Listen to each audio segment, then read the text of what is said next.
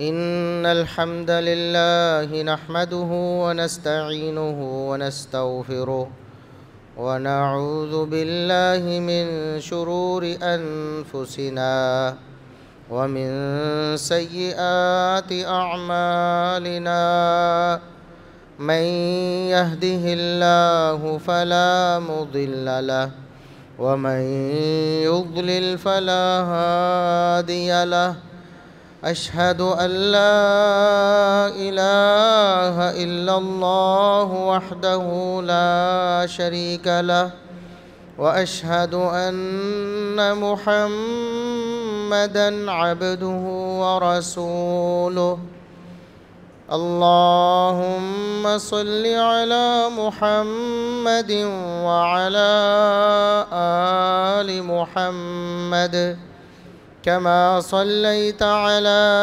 إبراهيم وعلى آل إبراهيم إنك حميد مجيد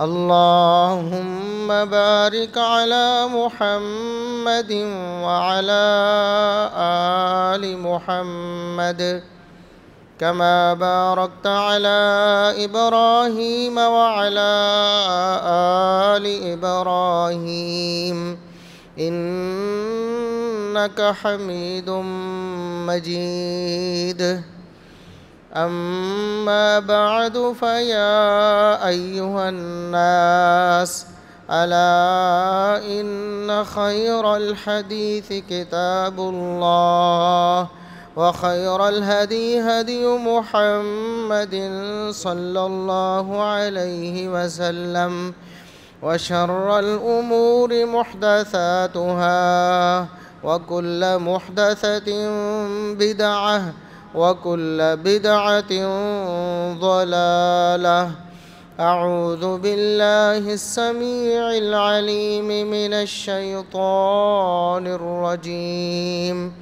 من همزه ونفخه ونفثه بسم الله الرحمن الرحيم إن الذين يحبون أن تشيع الفاحشة في الذين آمنوا لهم عذاب أليم في الدنيا والآخرة والله يعلم وأنتم لا تعلمون۔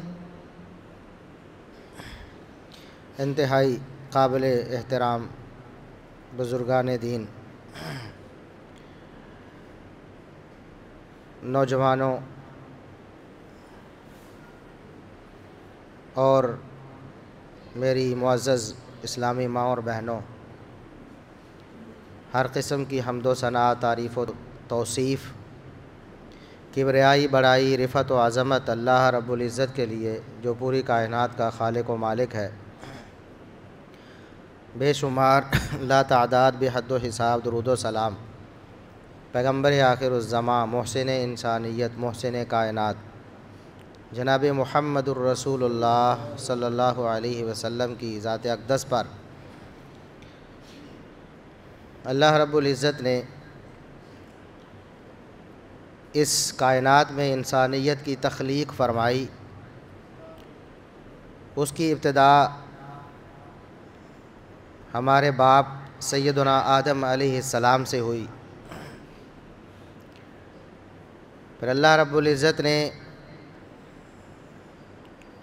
ان کی زوجہ محترمہ، ہماری سب انسانوں کی ماں سیدہ حوا علیہ السلام کو پیدا فرمایا۔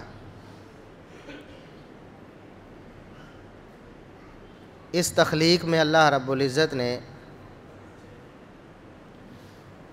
فطرت میں ہی شرم و حیا رکھ دیا تھا۔ آپ کو یاد ہے، آپ نے بار بار یہ واقعہ سنا ہوگا، قرآن کریم میں کئی دفعہ اللہ رب العزت نے اس واقعے کو ذکر کیا کہ آدم علیہ السلام اور ان کی زوجہ محترمہ سیدہ حوا علیہ السلام نے جب وہ دانہ چکھ لیا تھا جس درخت کے قریب جانے سے منع کیا گیا تھا، تو اللہ رب العزت نے انہیں بے لباس کر دیا۔ اس وقت جنت میں صرف 2 ہی فرد تھے، آدم اور ان کی زوجہ حوا علیہ السلام۔ انسان تو اور تھا ہی کوئی نہیں، 2 ہی انسان تھے اور وہ دونوں جنت میں تھے، اور وہ دونوں میاں بیوی تھے جن کے بارے میں اللہ رب العزت نے قرآن میں بتایا ہے کہ وہ آپس میں ایک دوسرے کا پردہ ہیں، ایک دوسرے کا لباس ہیں۔ اس کے باوجود چونکہ فطرت میں ایک بات رکھی تھی،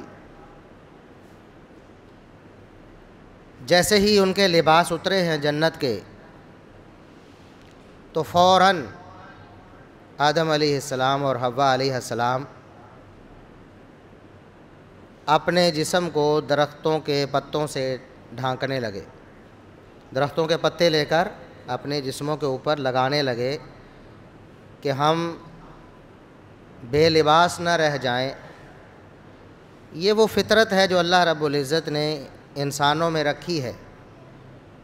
اگر کوئی شخص اس کو مسخ کر لے اپنی سیاہکاریوں اور بدعمالیوں کی وجہ سے، پھر وہ فحاشی اور عریانی کو پسند کرے گا، لیکن اگر کوئی فطرت سلیمہ پر ہے، جیسے اللہ رب العزت نے پیدا کیا ہے، اس کی فطرت مسخ نہیں ہوئی، تو وہ کبھی بھی فحاشی اور عریانی کو پسند نہیں کرے گا۔ کتنا بڑا سبق ہے اللہ رب العزت نے قرآن میں ذکر کیا ہے کہ جب ان کے جسم بے لباس ہوئے تو انہوں نے جنت کے درختوں کے پتوں سے اپنے جسموں کو ڈھانپنا شروع کر دیا، لیکن جیسے جیسے پھر انسان کی فطرت مسخ ہوتی چلی جاتی ہے تو وہ اللہ رب العزت کی شریعت سے دور ہوتا چلا جاتا ہے۔ یہی وہ فطرت تھی جسے اللہ رب العزت نے بعد میں شریعت کی صورت میں نازل فرما دی۔ اس وقت کوئی حکم ایسا نازل نہیں ہوا تھا۔ قرآن میں صاف صاف ذکر ہے کہ اللہ نے پیدا کیا اور جنت میں ان کو رہنے کے لیے چھوڑ دیا۔ کوئی حکم نازل نہیں ہوا تم نے لباس پہننا ہے نہیں پہننا ہے، یہ کرنا ہے نہیں کرنا، بس یہ کہا کہ وہ درخت نہیں چکھنا تم نے۔ لیکن فطرت کا جو تقاضا تھا وہ خود ہی عملی طور پر اس کا مظاہرہ ہوا، اور یہی فطری قوانین ہیں جو اللہ رب العزت نے بعد میں مذاہب کی صورت میں اپنے انبیاء پر نازل فرمائے، اور محمد الرسول اللہ صلی اللہ علیہ وسلم خاتم النبیین والمرسلین ہے تو ان پر اس شریعت کا اختتام ہوا، آپ صلی اللہ علیہ وسلم پر دین مکمل ہو گیا۔ جیسے انسان کی فطرت میں رحم دلی ہے، شفقت ہے، محبت ہے، انسان کسی کو دکھ میں دیکھ کر، جانور کو بھی دکھ میں دیکھتا ہے تو وہ پریشان ہوتا ہے، کسی جانور پر بھی ظلم دیکھتا ہے یا اس کو مصیبت میں دیکھتا ہے تو پریشان ہوتا ہے، یہ اس کی فطرت میں ہے۔ لیکن جب وہ اپنی فطرت مسخ کر لیتا ہے تو پھر آپ دیکھتے ہیں کہ وہ قاتل سفاک درندہ بن جاتا ہے۔ آپ پھر کہتے ہیں کہ وحشیانہ طرز عمل ہے اس کا،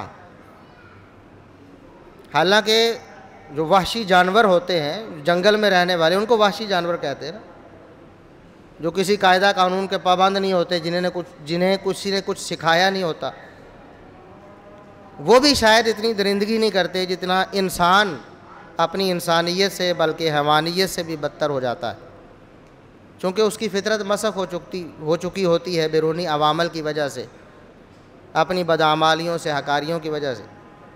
اسی طرح شرم و حیا کا مسئلہ ہے کہ انسان اگر فطرت سلیمہ پر ہو تو کبھی بھی بے حیائی کو پسند نہیں کر سکتا، مبتلا ہونا تو دور کی بات ہے، دیکھنا بھی پسند نہیں کر سکتا، کسی اور کو بھی اس میں مبتلا ہوتے نہیں دیکھنا چاہتا۔ اللہ رب العزت نے جب محمد الرسول اللہ صلی اللہ علیہ وسلم پر اپنی شریعت مکمل فرمائی تو پہلے سے اور کچھ احکام زائد بھی نازل فرمائے جو موسیٰ و عیسیٰ علیہ السلام کی شریعت میں تھے، اس سے پہلے انبیاء کی شریعت میں تھے، اس سے کچھ زائد احکام بھی اللہ رب العزت نے محمد الرسول اللہ صلی اللہ علیہ وسلم پر نازل فرمائے۔ آپ صلی اللہ علیہ وسلم نے اپنے ماننے والوں کو ان کی تبلیغ کی. انہی احکامات میں سے پردے کے احکام بھی ہیں کہ پہلے ظاہر ہے عورتیں لباس تو پہنتی تھیں، مسلمان عورتیں بھی پہنتی تھیں، غیر مسلم عورتیں بھی پہنتی تھیں. لباس پہننے کے باوجود بھی کچھ اور احکام نازل ہوئے کہ تم نے اپنے پردے کو اور مضبوط کرنا ہے، اپنے جسم کو اور ڈھانپنا ہے. چنانچہ ان احکامات کی روشنی میں عورت مکمل اس کا پورا جو جسم ہے وہ اللہ رب العزت نے اس کو غیروں کے سامنے ڈھانپنے کا حکم دیا. سورہ نور میں احکامات نازل ہوئے، سورہ احزاب میں اللہ رب العزت کے احکامات نازل ہوئے، تو پردے کے احکام مسلمانوں پر لاگو ہو گئے. لیکن جیسے جیسے زمانہ گزرتا جا رہا ہے ہم محمد الرسول اللہ صلی اللہ علیہ وسلم کے دور سے دور ہو رہے ہیں اور ہم قیامت کے قریب جا رہے ہیں. دوبارہ سے وہی دور جاہلیت کی بے حیائی، عریانی اور فحاشی ہم میں رواج پا رہی ہے. اور اس کے کئی ایک پہلو ہیں. معاشرتی پہلو سے دیکھیں تو مغربی میڈیا کی وجہ سے ہمارا ملکی میڈیا اس فحاشی اور عریانی میں ملوث ہوا اور اس کو لوگوں کے گھروں تک پہنچایا. لوگوں کا مائنڈ سیٹ چینج کیا. ظاہر ہے کسی مسلمان کو کہیں کہ آپ اللہ کے حکم کی نافرمانی کریں، سیدھا تو وہ نہیں مانے گا، توبہ کرے گا، آپ کے خلاف ہو جائے گا کہ مجھے اللہ کے حکم سے روک رہے ہیں، مجھے نبی صلی اللہ علیہ وسلم کی نافرمانی کا حکم دے رہے ہیں آپ. تو مائنڈ سیٹ کو چینج کرنا پڑتا ہے، برین واشنگ کرنی پڑتی ہے، غیر محسوس انداز میں اپنا جو ہدف ہے اس کو پورا کرنا پڑتا ہے. وہ ڈراموں کی صورت میں، وہ فلموں کی صورت میں. وہ ہمارے میڈیا نے اس میں بھرپور کردار ادا کیا اور اس میں ہمارے جو حکمران تھے ان کا بھی پورا عمل دخل تھا، کیونکہ بہرحال حکومت کا عمل دخل ہمارے الیکٹرانک اور پرنٹ میڈیا میں ہمیشہ سے رہا ہے. پوری ایک اتھارٹی ہے پیمرا کے نام سے جو ہمارے جتنا بھی میڈیا ہے خصوصاً الیکٹرانک اور پرنٹ میڈیا اس کو کنٹرول کرتی ہے. آپ دیکھتے ہیں ان دنوں میں بھی اور اس سے پہلے بھی ہمیشہ ایسا ہوتا آیا ہے کہ ہمارے ملک کے مقتدر حلقے جب ان کے خلاف بات ہوتی ہے تو وہ پھر میڈیا کو کنٹرول کرتے ہیں. ہم نہیں کہتے کہ غلط ہے یا صحیح ہے، ظاہر ہے ملکی سلامتی اس کو بھی مد نظر رکھنا پڑتا ہے، بہت سارے معاملات ہیں. اچھی بات ہے، میڈیا کو بے لگام نہیں ہونا چاہیے. تو آپ دیکھتے ہیں کہ ایک حکم نامہ جاری ہوتا ہے، ان دنوں میں بھی لاگو ہے کہ آپ نے فلاں پارٹی اور فلاں جو لیڈران ہیں ان کے پیغامات کو یا تو نشر ہی نہیں کرنا یا ان کو لائیو نشر نہیں کرنا، یا لائیو نشر کرنا ہے تو وقفے سے، یعنی جب بندہ بول رہا ہے اس سے 20 سیکنڈ بعد آپ نے اس کو لائیو چلانا ہے. اس دوران پھر ٹیم بیٹھی ہوتی ہے کہ اگر کوئی ایسا لفظ یا ایسا جملہ یا ایسا کوئی بیان اس لیڈر یا اس شخص کی زبان سے نکلتا ہے جو ہمارے قومی سلامتی اداروں کے خلاف ہے تو اس کو پھر بیپ لگا دی جاتی ہے تاکہ وہ لوگوں تک نہ پہنچے. کیونکہ جب لوگوں تک پہنچتی بات غلط بھی ہو تو اس کا اثر تو ہوتا ہے. ہمارے اداروں کے خلاف اگر کوئی بولے اس پر اتنی کڑی نگرانی رکھی جاتی ہے اور اتنے احکامات لاگو کیے جاتے ہیں، لیکن اللہ اور اس کے رسول صلی اللہ علیہ وسلم کے احکامات، آپ کے دین اور آپ کی شریعت کے خلاف سب کچھ ہوتا رہے تو ہمارے حکمران اور ہمارے ادارے اس پر حرکت میں نہیں آتے. آپ نے دیکھا ہے کہ اس ایک دہائی میں ہماری نوجوان نسل، نوجوان کو کیا کہنا ہے، بچے ہیں، جوان ہیں، بوڑھے ہیں، سبھی اس قدر فحاشی اور عریانی کے دل دادا ہوئے ہیں کہ شاید پوری تاریخ میں اس کی کوئی مثال نہیں ملتی، اور اس میں زیادہ جو کردار تھا وہ ہمارے میڈیا کا تھا کہ میڈیا ذہن سازی کرتا ہے، میڈیا لوگوں کے ذہنوں کو بناتا ہے، ان کی سوچ کے زاویے بدلتا ہے، جو کچھ ان کے ذہن میں ڈالنا ہوتا ہے وہ ڈالتا ہے، جو نکالنا ہوتا ہے نکالتا ہے۔ تو ڈراموں کی صورت میں، فلموں کی صورت میں، اور یہ سب کچھ ریکارڈڈ ہوتا ہے، ان میں سے کچھ بھی لائیو نہیں چل رہا ہوتا، اور اس کو کنٹرول کرنا تو بہت آسان۔ کوئی فلم ہے تو ظاہر ہے اس کی نمائش سے پہلے یا اس کے لوگوں کے سامنے آنے سے پہلے باقاعدہ طور پر پیمرا سے منظوری ہوتی ہے، ادارے ہیں باقاعدہ اس کو چیک کرتے، لیکن ان اداروں کی طرف سے وہ اپروو ہو کر بعد میں لوگوں کے پاس جاتی ہے، اور اس میں فحاشی ہے، عریانی ہے، بے حیائی ہے۔ ڈرامے ہیں ہمارے جو معتبر ٹی وی چینلز پر چلنے والے، قومی ٹی وی چینلز جنہیں کہتے ہیں، ہمارا قومی میڈیا ان کو دکھاتا ہے، لیکن اس پر کسی کو کوئی تشویش نہیں ہوتی۔ بلکہ آپ کو یاد ہوگا ساری حکومتیں ہی ایسا کرتی ہیں۔ پچھلی حکومت نے بھی آتے ہی باوجود ملک پر بہت کڑا وقت ہونے کے، انہوں نے کہا کہ ہم سینماؤں اور اس طرح کے دیگر جو ادارے ہیں جو اس طرح کی انٹرٹینمنٹ دیتے ہیں، ہم ان پر انویسٹ کریں گے، ہم خرچ کریں گے، ہم ان کو اٹھائیں گے، اور ہم اپنی جو فلم انڈسٹری ہے اس کو بہتر کر کے انڈیا کے مقابلے میں لائیں۔ ان کی جو فحاشی اور عریانی ہے اس کا ہم مقابلہ اپنی فحاشی اور عریانی سے کر کے ان سے آگے بڑھنے کی کوشش کریں۔ اب یہ کتنی قابل تشویش بات ہے، اور یہ ساری حکومتوں میں ایسا ہوتا ہے۔ ہمارا پیسہ ہے، عوام کا ٹیکس ہے، وہ آگے حکمرانوں کے ہاتھوں میں جاتا ہے، اور حکمران اسے فحاشی اور عریانی میں اڑاتے ہیں۔ بھی میں ایک مسلمان ہوں، اللہ اور اس کے رسول صلی اللہ علیہ وسلم کا ماننے والا ہوں، میں فحاشی اور عریانی کو پسند نہیں کرتا، میں اس کو پروموٹ نہیں کرنا چاہتا، میں اس کے خلاف ہوں۔ میں تو کہتا ہوں کہ ایسے ٹی وی چینلز کو بالکل بین ہونا چاہیے جو ہماری عوام کو فحاشی کا دلدادہ بنا رہے، لیکن میری مرضی کے خلاف میرا ہی ٹیکس، میرا ہی پیسہ، میرے خون پسینے کی کمائی وہ فحاشی اور عریانی میں لگائی جا رہی ہے، اور مجھے بتا کر لگائی جاتی۔ بجٹ میں حصہ مختص کیا جاتا ہے، ویسے اعلانات کیے جاتے۔ تو یہ فحاشی اور عریانی اس قدر ہمارے ہاں عام ہو چکی ہے، اور یہ تو ایک میڈیا کا کردار تھا، اور اس کے ساتھ ہماری سیاسی جماعتوں کا بھی بہت بڑا کردار اس میں۔ آپ سیاسی جماعتوں کا شاید ہی کوئی جلسہ ایسا ہو، کوئی ان کا پروگرام ایسا ہو جس میں آپ فحاشی اور عریانی کے مناظر نہ دیکھیں۔ یہاں کسی ایک پارٹی کو مینشن کرنا یا اس کا نام لینا اس کا کوئی فائدہ نہیں، کیونکہ ہمارے سامنے جتنی بھی سیکولر ہماری سیاسی پارٹیاں ہیں ان میں سے ایک بھی ایسی نہیں جو اپنے پروگراموں کو فحاشی اور عریانی سے پاک رکھتی ہو۔ عورتوں کو نچایا جاتا ہے، لڑکیوں کو، ماؤں بہنوں کو بے پردہ کیا جاتا ہے، لوگوں کے سامنے ان کی نمائش کی جاتی ہے، اور اس سے اپنے پروگرام کو چمکایا جاتا ہے۔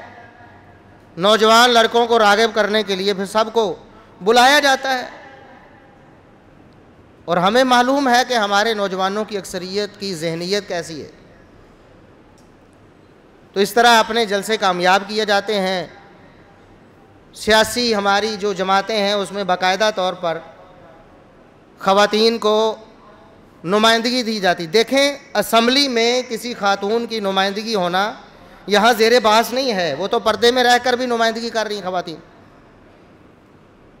آپ کی اسمبلی میں کتنی خواتین ایسی آپ کو نظر آئیں گی جو بالکل مکمل باپردہ ہیں اور وہ اپنا کام کر رہی ہیں، لیکن باقاعدہ طور پر ایک پوری پلاننگ کے تحت عورتوں کو اس طرح سے لایا جاتا ہے کہ اس سے فحاشی اور عریانی کو فروغ ملتا ہے، اور کچھ ہمارا مذہبی طبقہ بھی پھر اس میں ملوث ہو گیا۔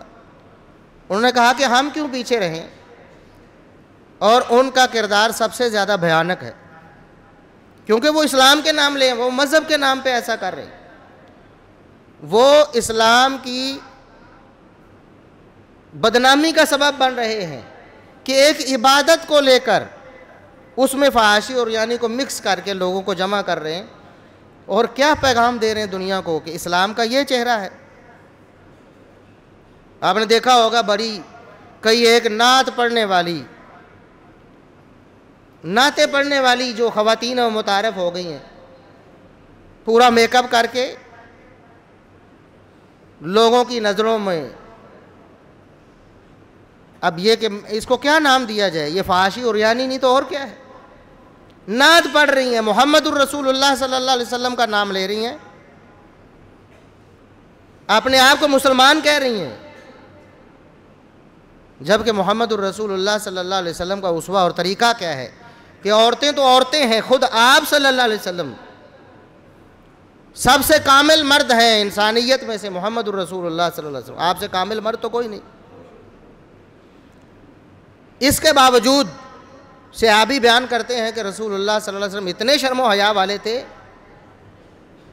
کہ گھروں میں جو جوان لڑکیاں گھروں میں بھی پردے میں رہتی, یہ عربوں کا ایک ماحول اور رواج تھا. ان کے اندر غیرت تھی, شرم و حیا اتنی کوٹ کوٹ کر بھری ہوئی تھی کہ ایک خاتون لڑکی ہے, جوان ہوئی ہے, وہ اپنے گھر میں بھی الگ پردے میں رہتی تھی. یہ ان کا ایک رواج تھا, یہ کوئی پابندی ہمارے اسلام نے نہیں لگائی. عربوں کے ہاں ایک رواج تھا کہ ایک جوان لڑکی اپنے گھر میں بھی خاص پردے میں رہتی تھی. تو صحابی بیان کرتے ہیں کہ رسول اللہ صلی اللہ علیہ وسلم اس گھر میں رہنے والی جوان لڑکی جو اپنے گھر میں بھی خاص پردے میں رہتی, اس سے بھی زیادہ حیادار تھے. اس قدر شرم والے, اس قدر حیا والے آپ صلی اللہ علیہ وسلم کا شرم و حیا. آپ صلی اللہ علیہ وسلم کا ہاتھ کبھی غیر محرم عورت کو نہیں لگا ہے, آپ کے ہاتھ نے کبھی غیر محرم عورت کو نہیں چھوا ہے. اس قدر حیا والے, اور ان کا نام لے کر, ان کی نعت پڑھ کر لوگوں میں فحاشی اور عریانی پھیلائی جا رہی. پھر ہم دیکھتے ہیں میلاد کی مجلسوں اور محفلوں میں خواتین شریک ہوتی ہیں اور باقاعدہ میک اپ کر کے. اب یہ فحاشی اور عریانی کو فروغ دینا نہیں تو کیا ہے. اسی طرح اور بھی کئی قسم کے جلسے اور جلوس ہیں ہمارے مذہبی. محرم الحرام میں بھی ایسے مناظر دیکھنے میں آتے ہیں. تو مذہب کے نام پر جب ایسا کیا جاتا ہے تو لوگوں کے ذہن میں یہ بات راسخ ہو جاتی ہے کہ یہ کوئی گناہ نہیں. گناہ ہو تو فلاں مذہبی جو لیڈر ہے وہ کیوں ایسا کر رہا ہو, اس کی زیر نگرانی ایسا کیوں ہو رہا ہو. لوگ تو پھر دلیر ہو جاتے ہیں, اور پھر وہ لوگ کہتے ہیں کہ اگر یہ ہمارے مذہبی لیڈر جنت میں چلے گئے تو ہم تو پھر بھاگ کر ہی چلے جائیں گے. حالانکہ یہ کوئی دلیل نہیں ہے. کوئی بھی انسان کتنا بڑا لیڈر مذہبی رہنما ہو, اس سے بھی غلطی اور خطا ہو سکتی ہے. ہم بطور مسلمان رسول اللہ صلی اللہ علیہ وسلم کے فرامین کے پابند, آپ کے دین کے پابند ہیں, لیکن انسان کی فطرت ہے نا, جب بڑوں کو دیکھتا ہے, بڑے رہنما کو دیکھتا ہے, تو وہ اس گناہ کو, اس کی قباحت کو ختم کر دیتا. وہ کہتا ہے کہ اگر اس نے کیا ہے تو میں پھر کیوں نہ کروں, وہ بخشا جائے گا تو میں بھی بخشا جاؤں. حالانکہ نہ اس کے بخشے جانے سے آپ نے بخشے جانا ہے, نہ اس کے پکڑے جانے سے آپ نے پکڑے جانا. اس کا اپنا حساب ہونا ہے, آپ کا اپنا حساب ہونا ہے. ہو سکتا ہے اللہ رب العزت کسی کو توبہ کی توفیق دے دے اور بغیر توبہ کوئی چلا جائے. جس کو توبہ کی توفیق مل گئی وہ اللہ کے ہاں سرخرو ہو جائے گا, اور جو بغیر توبہ چلا گیا وہ اپنے اس بد عمل کی جو سزا ہے وہ جہنم میں کاٹے گا. تو ہمارے لیے کوئی بھی مذہبی لیڈر سوائے محمد الرسول اللہ صلی اللہ علیہ وسلم کے وہ دلیل اور حجت نہیں ہے. تو یہ فحاشی اور عریانی اب اپنے عروج پر ہے.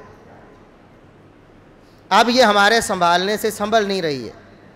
پھر لوگ پریشان ہوتے ہیں, بعد میں روتے ہیں, ہماری ناک کٹ گئی ہے, ہمارا خاندان بدنام ہو گیا ہے جی, ہم تو سر اٹھانے کے قابل نہیں رہے جی, ہماری بہن بیٹی نے یہ کر دیا ہے, وہ کر دیا ہے.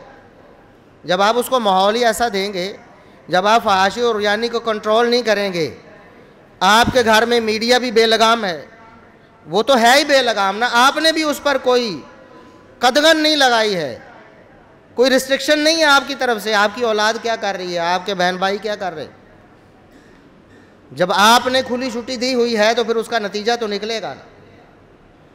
بھائی دیکھیں دنیا میں کتنا بھی کوئی شخص سلیم الفطرت ہو، ماحول اس پر اثر کرتا ہے۔ ایسے ہی نہیں تو رسول اللہ صلی اللہ علیہ وسلم نے ہم مجلس اور ہم نشینوں کی بڑی مثال بیان کی۔ ایک تو آپ صلی اللہ علیہ وسلم نے فرمایا کہ المرء مع من احب، بندہ جس کو پسند کرتا ہے اسی کے ساتھ اس کا انجام بھی ہونے والا ہے۔ اچھے لوگوں کو پسند کرتا ہے، دیندار لوگوں کو پسند کرتا ہے، اسلام پسندوں کو پسند کرتا ہے، تو اس کا حشر بھی اسلام پسندوں کے ساتھ ہوگا۔ کیوں؟ کہ جن سے وہ محبت کرتا ہے ان کے ساتھ اٹھتا بیٹھتا ہے، انہی کے اطوار انہی کے انداز اپناتا ہے، تو ظاہر انجام بھی ویسا ہی ہونے والا ہے۔ بروں کے ساتھ اس کا اٹھنا بیٹھنا ہے، اس کی محبت، اس کا میل جول اگر بروں کے ساتھ ہے تو ظاہر ہے وہ بروں سے متاثر ہوگا، برے کاموں میں پڑے گا اور اس کا انجام بھی ایسا ہی ہونے والا ہے۔ پھر ایک مثال آپ صلی اللہ علیہ وسلم نے بیان فرمائی کہ اچھے شخص اور نیک شخص کے پاس آپ بیٹھتے ہیں نا، تو گویا کہ آپ کسی خوشبو والے کے پاس بیٹھے ہیں، اس کی خوشبو کی دکان ہے، اس کا سٹال ہے، آپ اس کے پاس جا کے بیٹھتے ہیں، اس کے ساتھ آپ کی دوستی ہے، تو وہ آپ کو خوشبو لگا دے گا کہ بھائی آئے ہو تو چلو یہ لگاؤ، چیک کرو کیسی خوشبو ہے، تو بہانے سے ہی آپ کے بغیر ارادے کے، بغیر کچھ خرچ کیے آپ کو خوشبو مل جائے گی، آپ خوشبودار ہو جائیں گے۔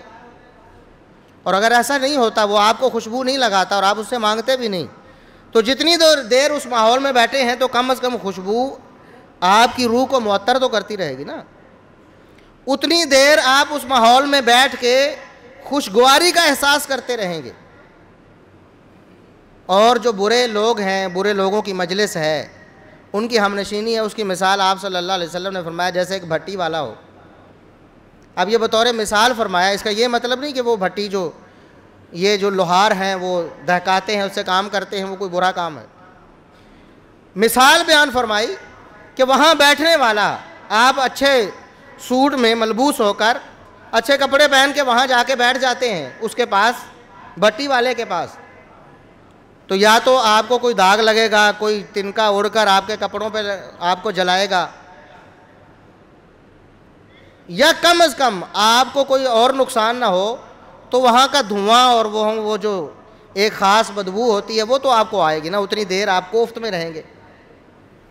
یہی مجلس اور محفل کی مثال ہے کہ جیسے لوگوں کے ساتھ آپ کا اٹھنا بیٹھنا ہے، جن لوگوں کے ساتھ آپ کا تعلق ہے، وہ آپ کو متاثر کرتے ہیں، اثر ہوتا ہے، لازمی طور پر اثر ہوتا ہے، تھوڑا ہو یا زیادہ ہو، مجلس اور محفل کا اثر ہوتا ہے۔ تو ہمارے ہاں اس طرح کے معاشرے میں ایسے مجالس اور محافل ہیں اور ایسا ماحول ہے، اور پھر یہ جو ورچوئل ماحول ہے نا، اس کا تو حساب ہی نہیں، ہمارے عام ماحول سے بھی بہت زیادہ اثر اس کا ہوتا ہے۔ اگر آپ کسی کے ساتھ بیٹھے بات کر رہے ہیں، کوئی تیسرا بندہ آتا ہے تو آپ سر اٹھا کے دیکھتے ہیں، آپ کی توجہ ادھر جاتی ہے، اور اگر آپ سوشل میڈیا پہ مصروف ہے، ورچوئل ایک جو ماحول ہے وہ کریٹ ہوا ہے، تو ہو سکتا ہے آپ کو ادھر ادھر کی بات کا ہی پتہ نہیں، کئی گھنٹے گزر جاتے ہیں، کئی گھنٹے موبائل کھولا ہے، میڈیا کھولا ہے، میڈیا کی جو جنگ ہے اس کو آپ سمجھیں کہ کیسی ہے۔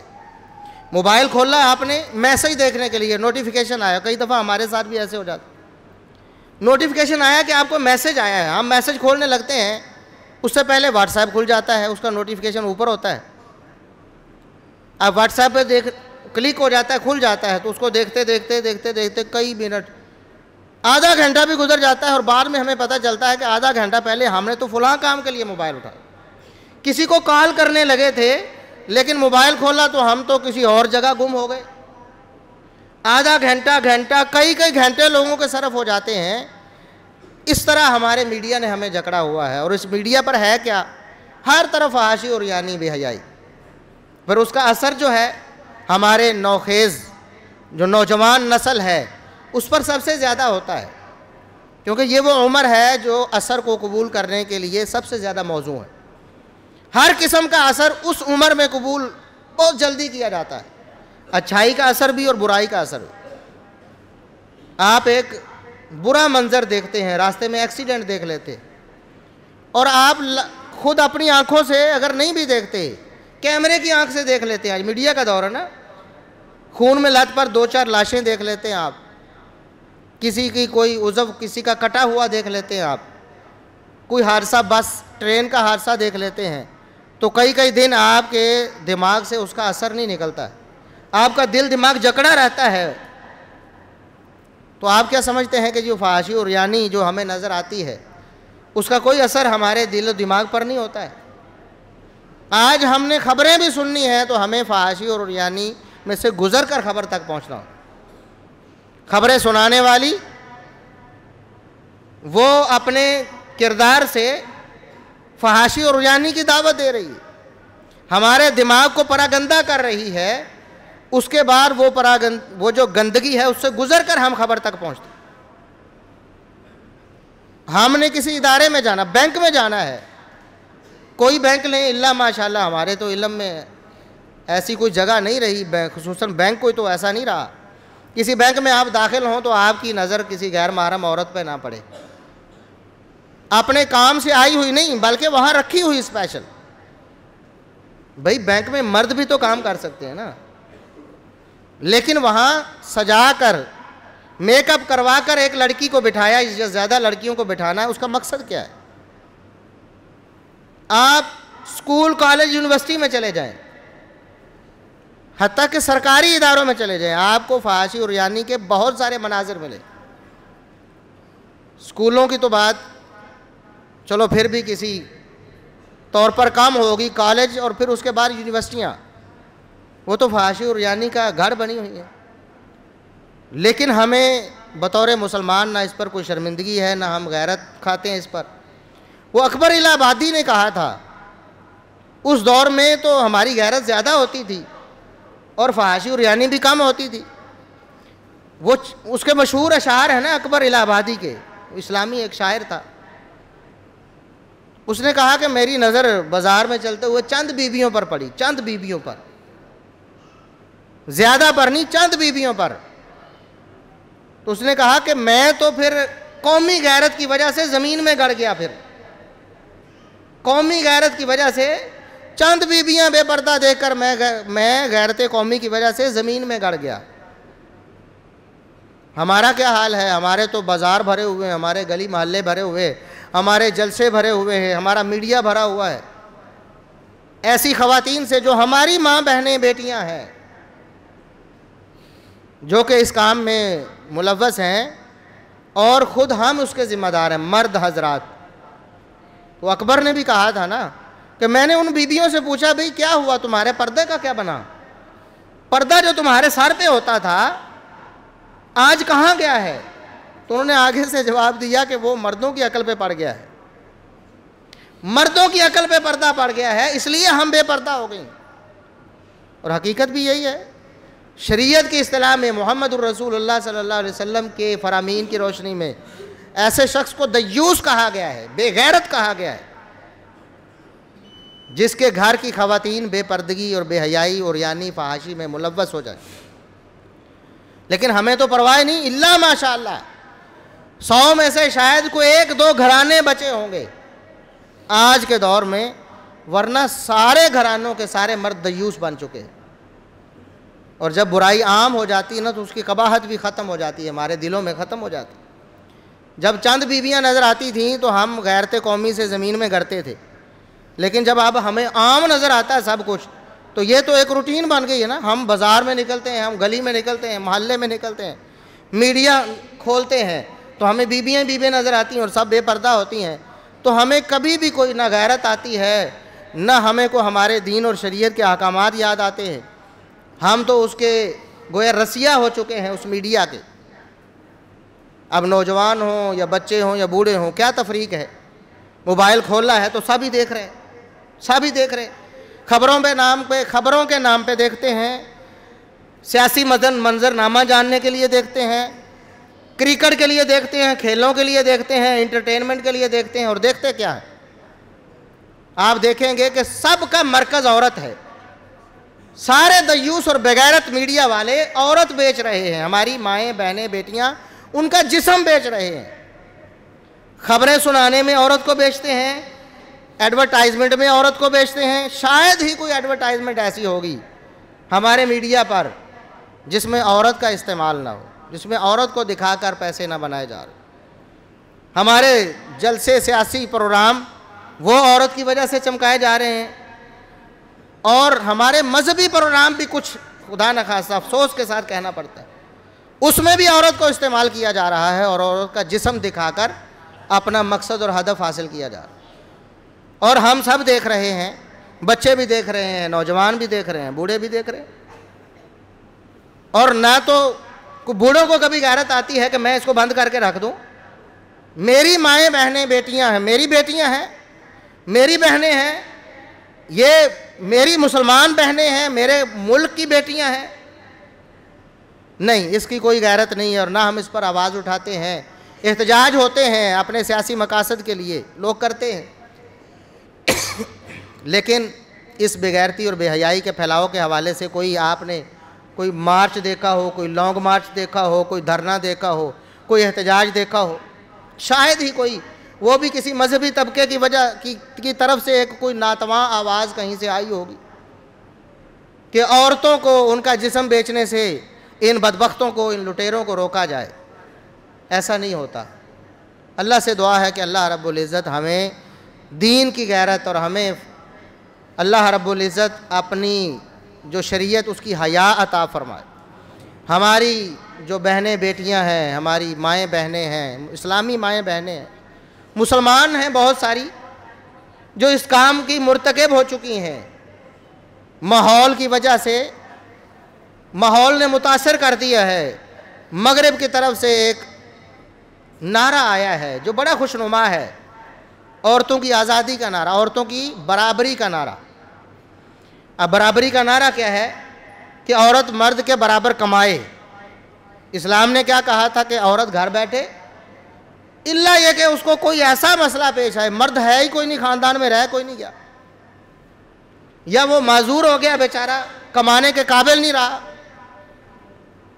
تو وہ عورت باہر نکلے، شریعت کے احکامات کی روشنی میں باپردہ اور اپنا کام کر کے گھر آ جائے.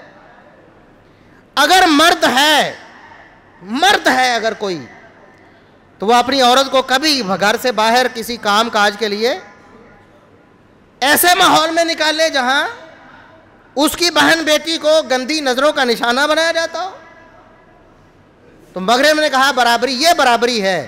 عورت گھر کی ملکہ بن کر یا شہزادی بن کر اپنے حقوق اسلام کی روشنی میں زبردستی حاصل کرتی تھی کہ یہ حق ہے.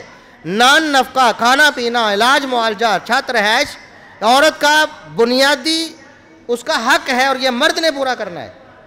لیکن مغرب نے کیا کرا؟ عورت برابر ہے، یعنی عورت بھی برابر کمائے، یعنی بچے بھی جنے. اب دیکھیں اس حالت میں کوئی عورت کما سکتی، اس طرح کام کر سکتی؟ نہیں. لیکن عورت کو مجبور کیا گیا کہ تم برابر ہو، مرد بچہ نہیں جنے گا، تم بچہ بھی جنو گی، برابر کا کام بھی کرو گی. عورت برابر ہے.